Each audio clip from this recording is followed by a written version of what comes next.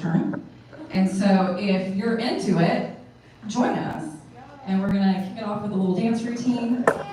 This is Isha. He is amazing, and y'all do this stuff. How many times a month do y'all meet?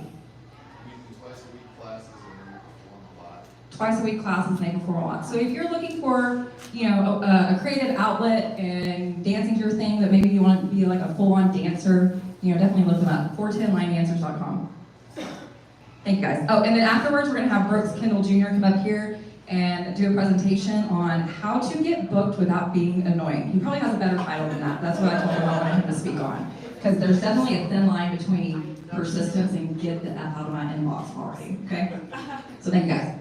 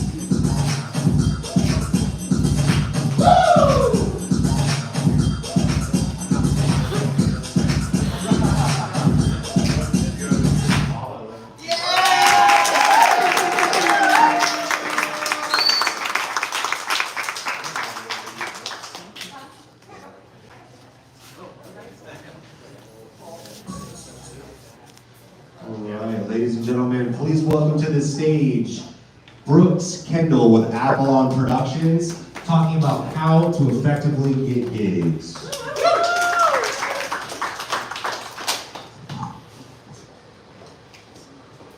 Hello, everybody.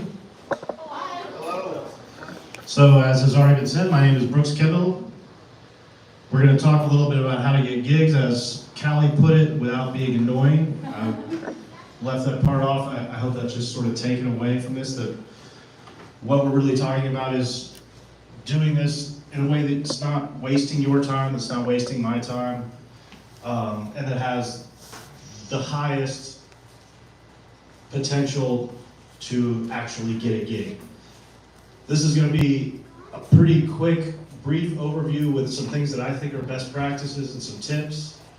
I'm only supposed to go for 20 minutes, so what I'm going to do is try to keep it short and not exhaustive to leave some time for people who have some specific questions that are more relevant to them specifically, because it wouldn't be possible for me to cover everything, even if I was up here all day. So who am I? My name is Brooks Kendall Jr. or D. Brooks Kendall. I usually say D. Brooks Kendall because my father and I have different first names. He is G. Brooks Kendall. Our company has been in business for 10 years. We owned the Live Oak Music Hall, Fort Worth Live, the Posted River East. I am the founding president of Here Fort Worth, which is a local music advocacy and education organization. It's now an arm of Visit Fort Worth. I have 10 years experience as a touring musician internationally. I have 25 years experience as a talent buyer. My father was a talent buyer, or is, and my grandfather was a talent buyer. Woo! Our company currently controls the calendar at Fort Brewery, all Heim locations, the AC Hotel, the Keller Tavern, the Omni Hotel. We do outside promoter shows at the Cicada, Southside Preservation Hall, and a lot of others. And numerous special sort of more one-off events, mostly public-facing, mostly in Fort Worth. Before we get into the nuts and bolts here, I want to give a disclaimer that, especially when we're talking about on the small capacity club level, the people who do this job didn't go to college for it, and a lot of them don't have any training at all, so everybody kind of does things their own way. So just because I say that this is how I do it, doesn't mean it's what everybody else wants to see. So getting right into it, the first thing you need to do is think about what is your product, what is your act, where do you want to play, what kinds of gigs do you want, and find out where those gigs are and target those places specifically. One thing you could do is Google music venues in Fort Worth and just start calling every single one of them. But it would be a huge waste of time for you and for me, and it wouldn't be very fruitful. So think about, what are you trying to do? Are you doing this to make money? Are you trying to make a living? Are you looking for gigs that pay? Are you trying to build clout or get awareness of your own personal brand in some way? What are the gigs that allow you to do those things? The best way I think to do this is to look at other local acts that do what you want to do and see where they're playing and focus on those places. Make yourselves a list of those places and start there. I guess I skipped one other thing. You should also consider whether what you do is actually worthy of being on a stage in front of people. Make sure it's not something that just your mom likes, because also if you get to that stage and nobody comes and you're terrible, you also wasted everybody's time.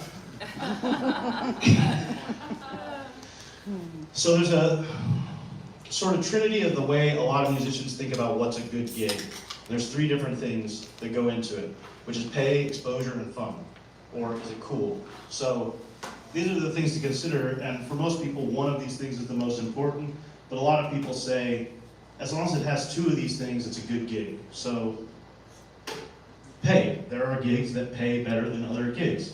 If you want to make money without being famous, learn to play Tom Petty cover songs for 3 hours, bring a PA system, play on the patio of a restaurant. That's your best direct way to go to just make money. And most people hate doing it, it's terrible, but it works. Another reason to play a gig is for exposure, like I was saying. If what you're doing is you're working on a long game that's more about becoming famous or becoming influencer or brand personality or something like that. An example of this would be opening for a big name band that's similar to you at a big venue like 10 Hills. Many of us are just doing it for fun. So you've got a local punk band, your friends have local punk bands, you put together a 3-band bill at Cicada, maybe you backed $80 a band, but everybody had a good time, right? There's other kinds of fun gigs, like maybe playing at a big beer tasting festival if you love beer, right? It might be the wrong crowd, everything about it might be wrong, but you love every minute of it. That's still a plus, right? So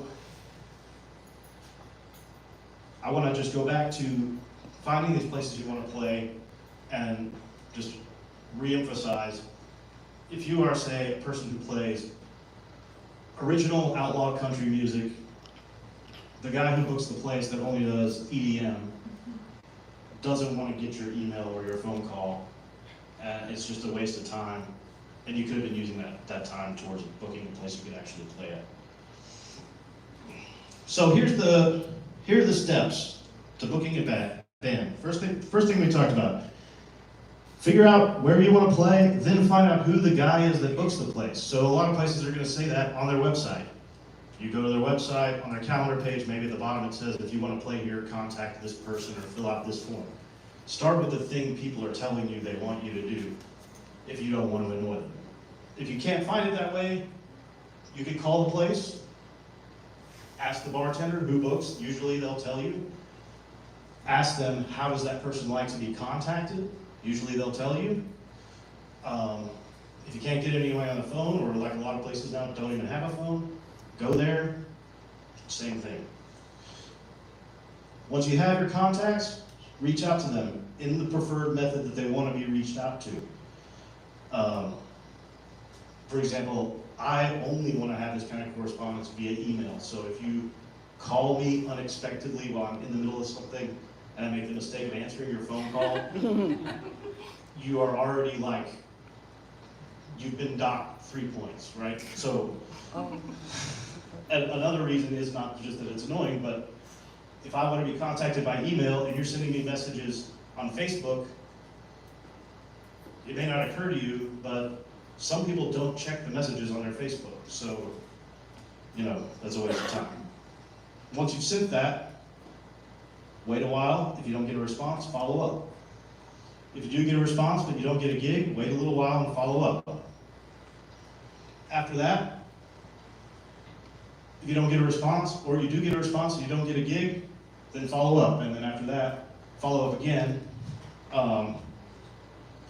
Following up is pretty much the whole job. So most of the people who I know who do what I do don't reply to every email. That's a cold booking email. So you have to keep getting back to the top of the box. The trick here is, what Callie's getting at is, you have to do that without pissing me off. So I'm just going to show you some examples of ways that No, so I'm going to just give you a couple of, an example of what I think is basically a perfect email and what I think is a terrible email. So here's a good email. My name is Johnny Bubonic. I play mostly original pop country music. I can perform solo or with my band.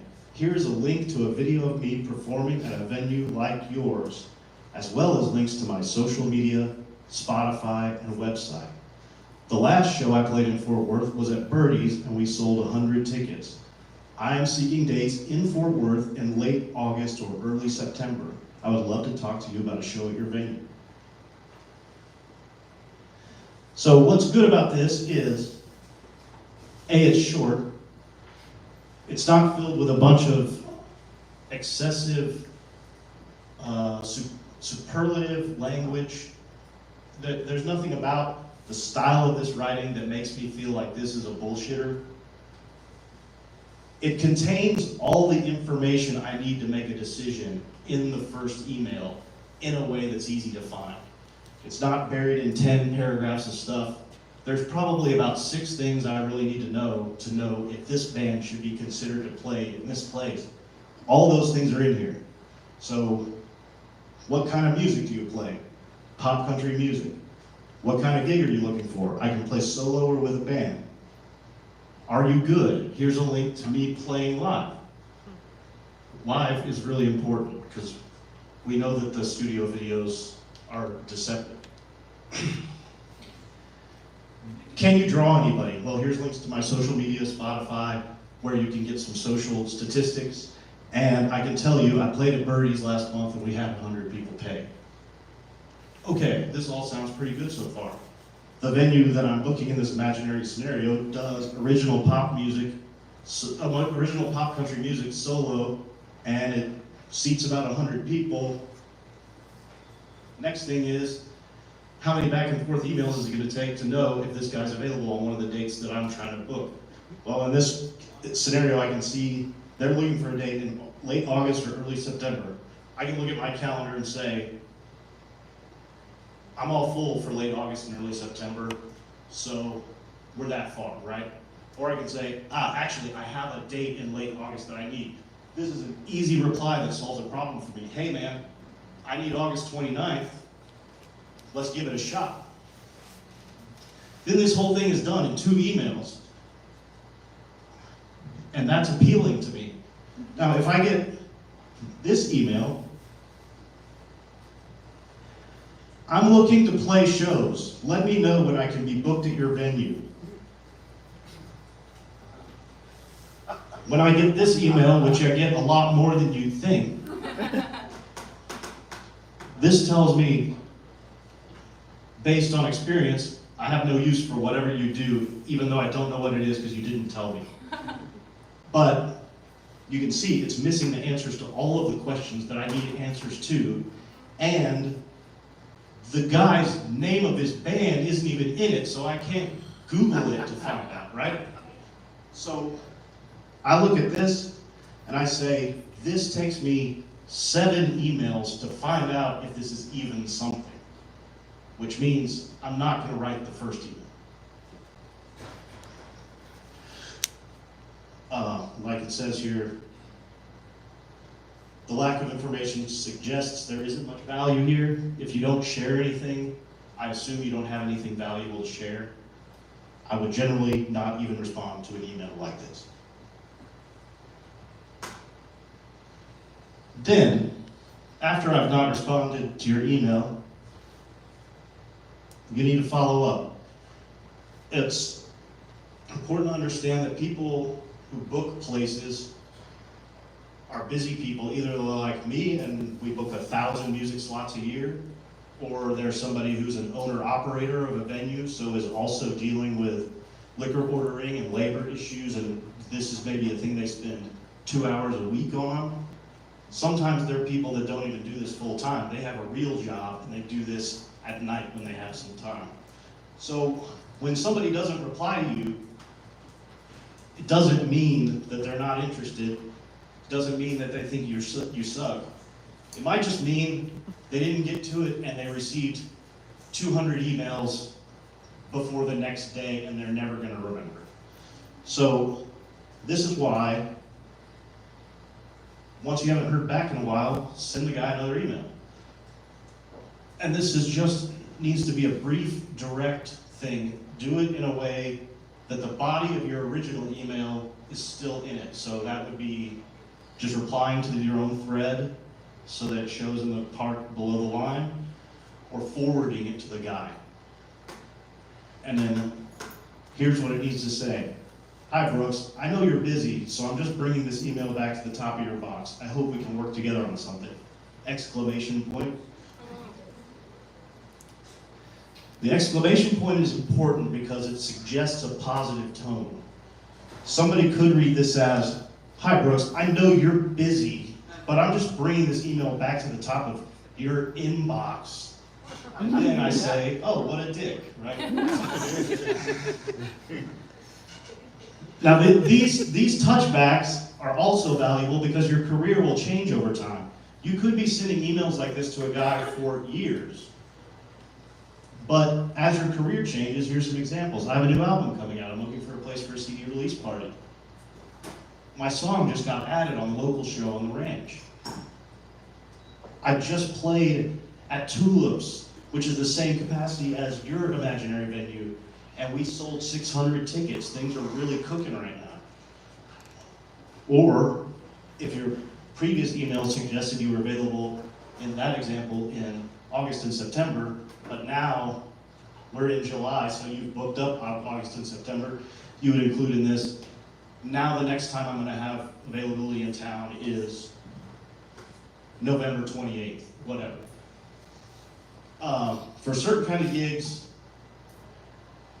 never in your introductory email, but as you feel like if you're building some kind of rapport and you still haven't gotten a gig, if you have last minute availability, that's a good thing to mention sometimes. There's a lot of people who've gotten their foot in the door with me by they happen to be the one I got an email from that said, I had my gig this Saturday canceled. I need a new gig at the same time that my guy on Saturday canceled, and they're the fastest solution to the problem.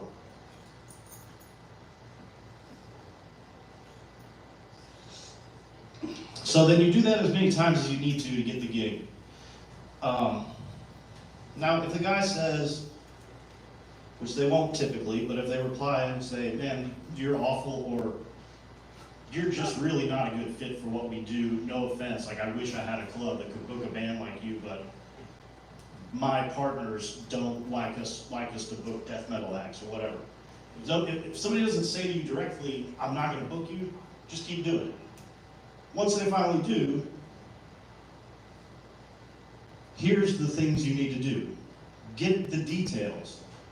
You need to know what date the show is, what time your slot is, how much you're getting paid. Are you getting paid a guarantee? Are you getting paid a percentage of the door? Are you getting paid some combination structure? Who else is playing on the bill? And probably most importantly from the buyer standpoint, marketing info. When can I announce this show? Is there anything special that I need to include in the announcement of this show? Like, is this the venue's 1-year anniversary, or is this ladies' night, or whatever I can put in my quill to be able to promote the show? Are they making a Facebook event, or am I making a Facebook event? Are they making a flyer, or am I making a flyer? So find out all these things. Then send an email to the guy with all these things written out, so you have something to look back to that everyone agreed on. And in that email, send them your most recent preferred promo photo so they can get right to marketing you, and any other cool marketing assets you might have right now, like your new music video, a link to your new single, or if you have a good bio, or links to press clippings. A lot of people set up a Linktree page that has, links to recent, the recent articles in Fort Worth Weekly or whatever, so you can get directly to that stuff. Guys can use this if they're marketing well on their Facebook page for the venue, all that kind of stuff. So, and then to follow through, you promote the hell out of the show, because if you draw a noticeable amount of people, even if it's modest, that increases your odds of getting another gig. If you draw 0 people, you do not get another gig.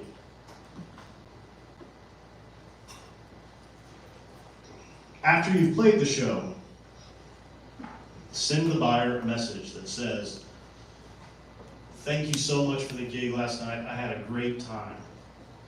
That is a killer venue. It's the best sound I've ever heard in my life. The waitstaff and the bartenders were the nicest waitstaff and bartenders that we've ever worked with. You say these things to every single venue, no matter who it is, and even if it was terrible, if you want to play there again. Yeah. They feel bad not having you there again if you're this gracious, right? So then in the same email, you say, I definitely want to do it again in the future. If it's a type of a place that's like a restaurant bar place, you say, here's my open dates the next 2 months, let's lock one in. If it's a type of place where it's an original music place that you're selling tickets, you point out the time frame you want to do your next headline show in that market or whatever. If it's someplace where you might could open for somebody, you could say, I'd really like to open that Joe Blow and the Schmoes show coming up in September. I hope you'll consider it.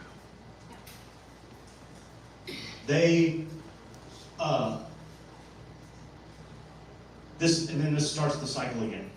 They may just ignore the email. They may say, we'll definitely do it again. They probably won't book a gig on that email. Then you go back to the follow-up process. Also, a thing that's great to do after you've played a show at a place, make sure you get photos, videos, all that stuff. When you post those things concurrently to the next day, tag the venue, tag the talent buyer, tag the promoter.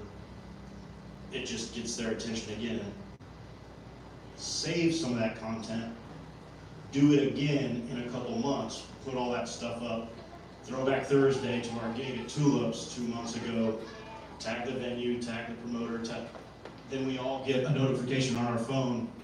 Oh, I remember Cassandra May Laurent played that great show 2 months ago. I haven't talked to her in a while.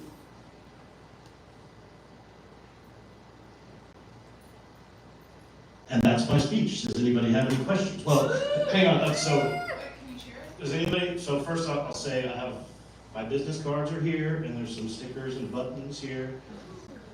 We'll open the floor up to questions. I'm going to hang out for a little while. So if anybody has some question that they think is better one-on-one, just come find me. As long as you find me before I leave, I'm willing to chat.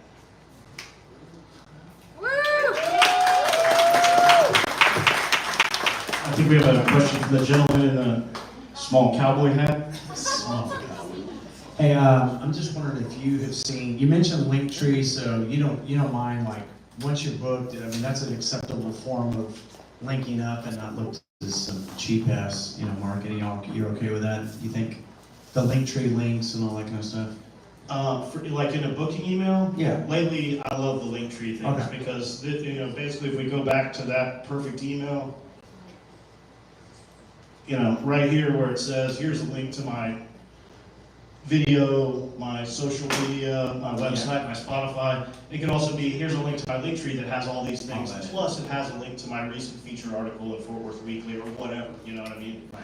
Also, you could put, there's just so many things you can link. As long as you put the most important things at the top so it doesn't feel like I have to sift through a million things to get to the real shit. The last thing I was going to ask you, is there any services you've seen like that offer, that have like either a one-sheet format that people are using or or just a press kit type format that you like or don't like, I guess, maybe is another question. There's not one that I've interacted with recently that I don't like. I generally not seen people use those much at all anymore. There was a while with the EPKs and like Reverb Nation and to an extent like MySpace, sort of stuff like that. That was sort of an online interactive one sheet sort of a situation. But to me, I'd rather just have links that just say, here's what the links are. The least bullshit, the better. So, and to add on to the thing about the links, I personally really want links and not attachments. So your new video is killer, don't make me download it to watch it. Like when the technology exists, I just click it and it starts playing. Your new album is cool, send me to Spotify. Your new album is cool, it's not out yet, host it somewhere with a password that I can go look at, listen to it linked, and not have it take up space. Any other questions? Anybody?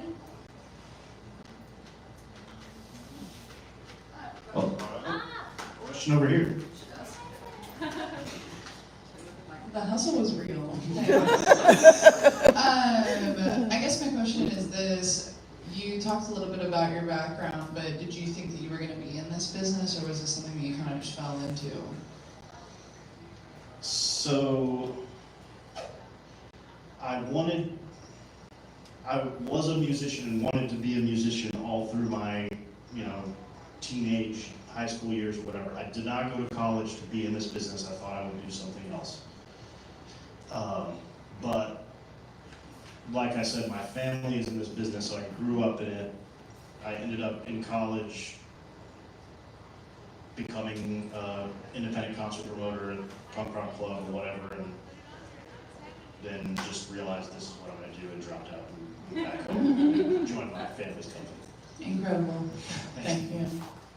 I have a question. I don't need the mic though. When you talk about the follow-up emails and the reaching out and stuff, do you encourage from the artist side, do you encourage like automation and like leveraging technology to do those things? Or is it important to, I mean like just like the scheduling aspect of it all? So I'm not an expert on those kinds of technologies. I would say if on my end as the buyer, it's not apparent that it's Right. that it's an automation, like if it's the exact same words every time and you can tell it's just a robot writing it, or it's like branded with some kind of a CRM logo or something like that, that would be a giveaway and that would make it annoying to me. But also if you were gonna do that, you definitely want to make sure that you're not saying, well, since it's happening automatically, I'll just make it happen a buttload. Like, I don't want to get an email from a robot every other day. Like, it still needs to be an amount of time that seems like a reasonable amount of time to say, hey, this needs a nudge. And on the topic that's to do this without being annoying, I think it can't be clear enough that you can't do this without being annoying. But so the thing is that you have to be aware that that's a thing and try to do these things that are inherently annoying in the least annoying way possible. So, you know, if you feel like there's an automation that's gonna make it clearly some bullshit, then don't do it. This follow-up email takes 30 seconds to write. If you schedule yourself once every 2 weeks to sit down and go back through everybody and just send them one, you know, it takes a little extra time to maybe notice what's going on at the club and put something in that shows that you're paying attention. You know, all those kind of things matter. I didn't mention this, but it's really, really important. These have to be pleasant and polite. The people who send these that after the third one are going, hey bro, I think it's really unprofessional that you haven't replied to my emails. Those people go straight to the trash and they're never gonna get a call from me, right? I mean, something has to drastically change in our relationship. Anybody else?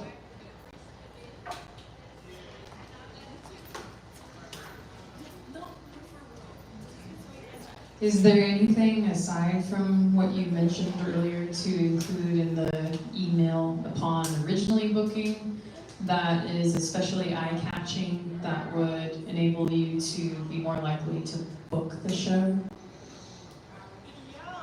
If you're on the level of a very startup artist looking for gigs in small cap venues or as like a restaurant patio type act that's cold emailing a buyer, the best eye catch you can have is a reference.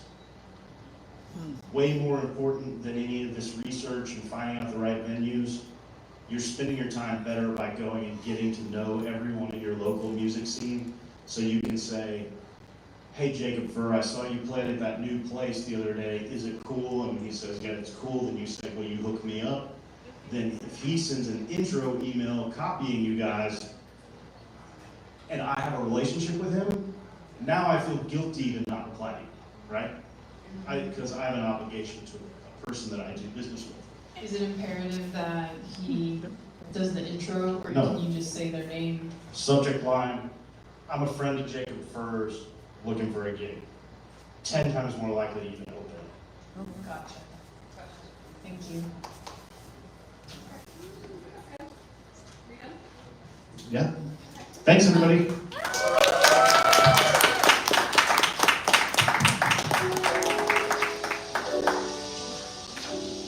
Okay, whoa, what's that? One more round of applause for our lovely speaker. Now, I've had a relationship, how long? 10 years or so. And, you know, I guess I'm known for maybe popping off sometimes, and I definitely have done that to Brooks, but he still loves me, so. It was over money, it's okay.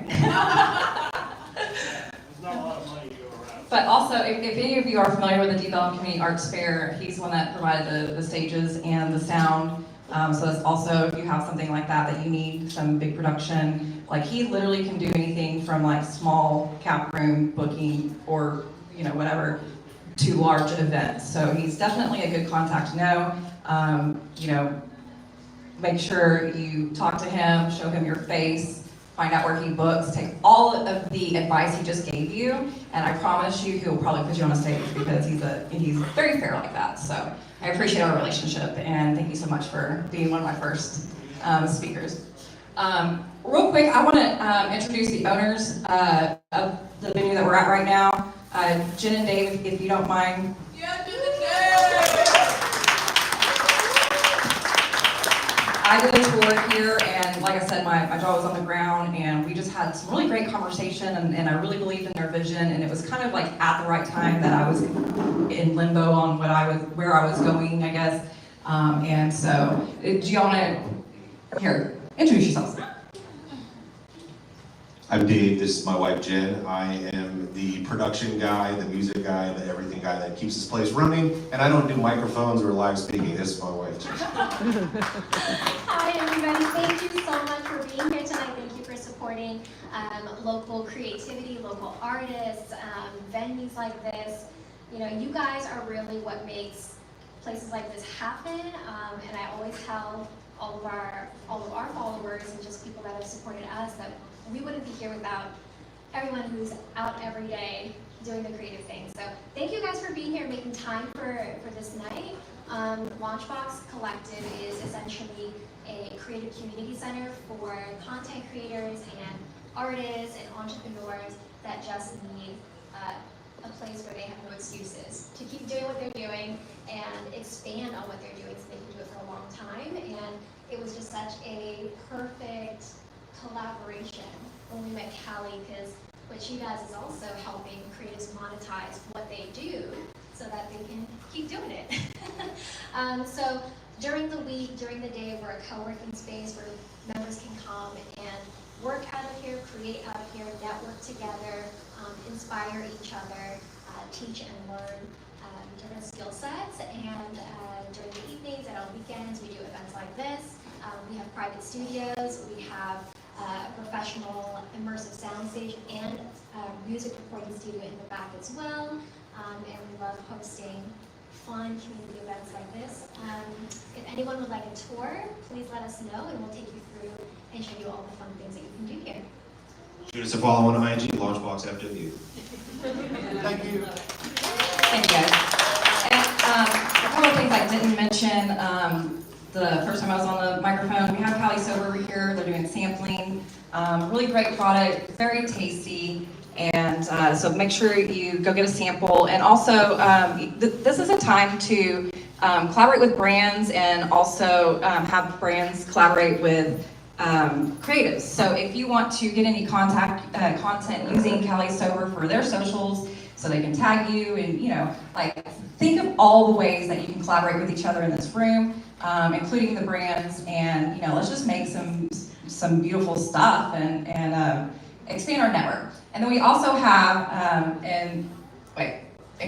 I'll try to say incredible, no, hold on, I'll get it wrong, shit. Incredible shots, dang it. I've said that so many times today, and I don't know why when I have a mic in my hand, I'm like, what? Incredible shots.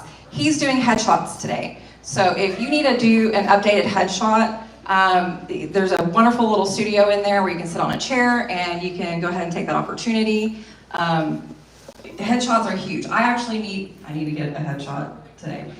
My hair has changed. All my headshots, I'm redheaded and I'm just not anymore. So I need to update that thing. Like my boyfriend even pointed out, he's like, all your pictures are old. I'm like, yeah, shut up, okay.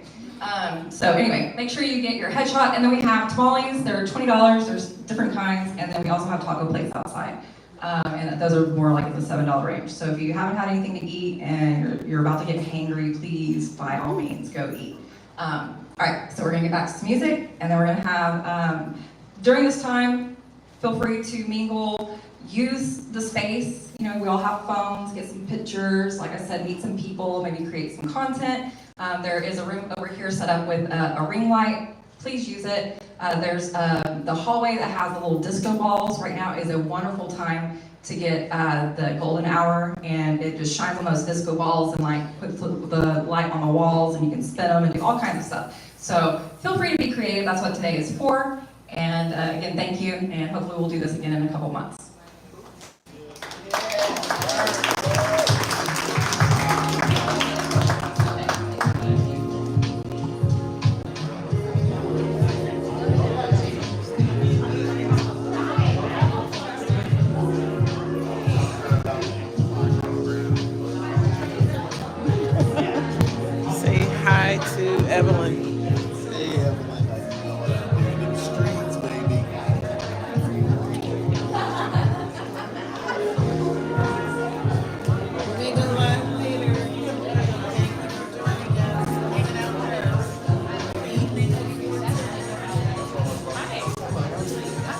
say hi?